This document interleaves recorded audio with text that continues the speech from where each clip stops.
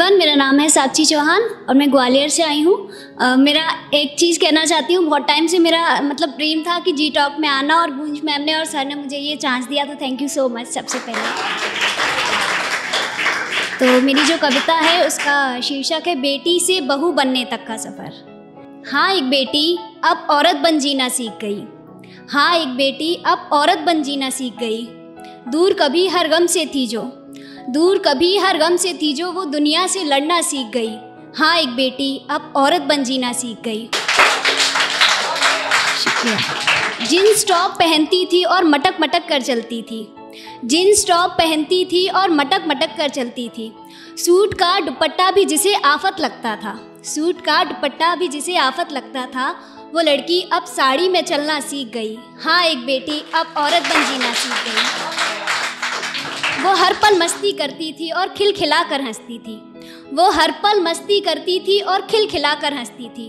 अपनी बातों से जो कभी सारा घर सर पर उठा लेती थी, वो लड़की अब ससुराल में चुपचाप रहना सीख गई। हाँ, एक बेटी अब औरत बन जीना सीख गई।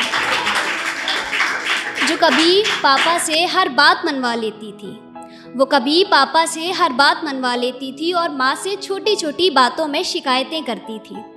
वो कभी पापा से हर बात मनवा लेती थी और माँ से छोटी छोटी बातों में शिकायतें करती थी। वो लड़की अब सास ससुर की दिन रात सेवा करना सीख गई। हाँ, एक बेटी अब औरत बन जीना सीख गई। शुक्रिया। जो कभी भूख लगने पर मैगी पास्ता बना लिया करती थी, वो लड़की अब ससुराल में 56 भोग बनाना सीख गई। हाँ, एक बेटी अब औरत बन जीना सीख गई। वो भाई से नखरे करती थी और उस पर नज़र रखती थी।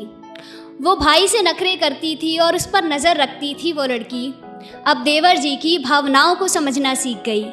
हाँ, एक बेटी अब औरत बन जीना सीख गई। शुक्रिया।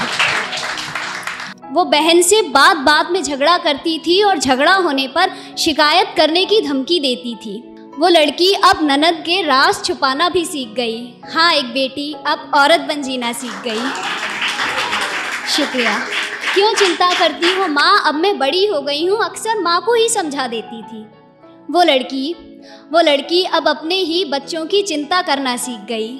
हाँ, एक बेटी अब औरत बन जीना सीख गई।